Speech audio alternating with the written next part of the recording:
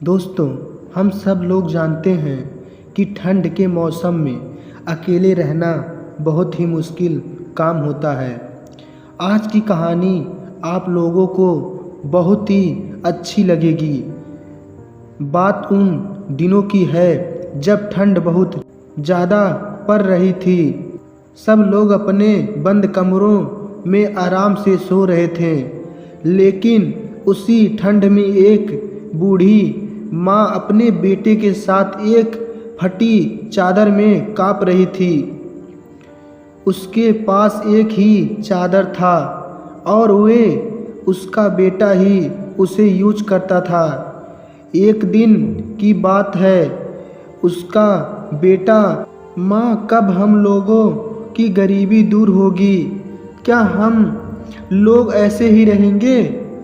अपने बेटे की इस तरह की बात सुनकर वह बूढ़ी माँ ने बोली, नहीं बेटा, एक दिन जब तुम बड़े हो जाओगे तो ढेर सारा पैसा कमाना और हम सब लोगों की गरीबी दूर हो जाएगी। अपनी माँ की इस बात को सुनकर उसका बेटा बहुत ही खुश हो गया और फिर अपने काम में लग गया।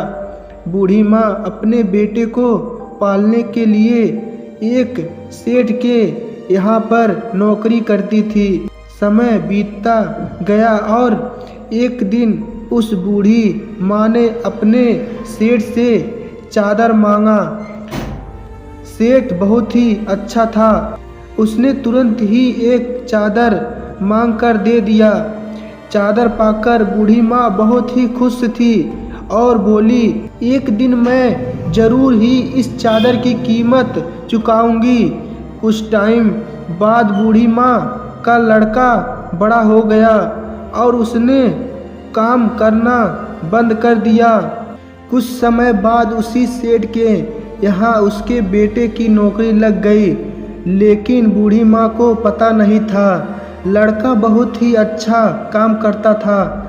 उसके काम को देखकर सेठ जी ने उसको एक चादर देने की बात कही।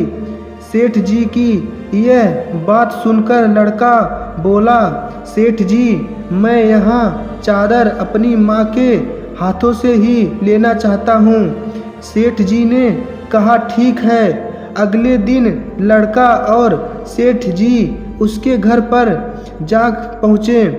सेठ को देखते ही उसकी माँ पहचान गई और जब सेठ ने बूढ़ी माँ को चादर दिया तो बूढ़ी माँ ने कहा, सेठ जी, मैं यह चादर नहीं लूँगी। सेठ जी ने पूछा, क्यों? बूढ़ी माँ ने बोला, अभी तो एक चादर उधार हूँ मैं आपका।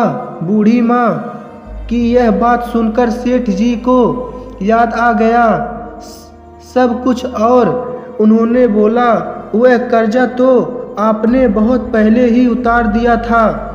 आपने इस होनहार बेटे को मेरे पास रखकर। सेठ की बात सुनकर बूढ़ी माँ बहुत ही खुश हुई और बोली, आप जैसे मालिक सबको दे भगवान। इस कहानी से हमें यह सीख मिलती है कि हम लोगों को कभी भी दूसरों के एहसान को भुलाना नहीं चाहिए। अगर कहानी अच्छी लगी हो तो शेयर ज़रूर करें और ऐसे इंटरेस्टिंग वीडियो देखने के लिए हमारे चैनल को सब्सक्राइब ज़रूर करें। धन्यवाद, मिलते हैं अगली वीडियो में।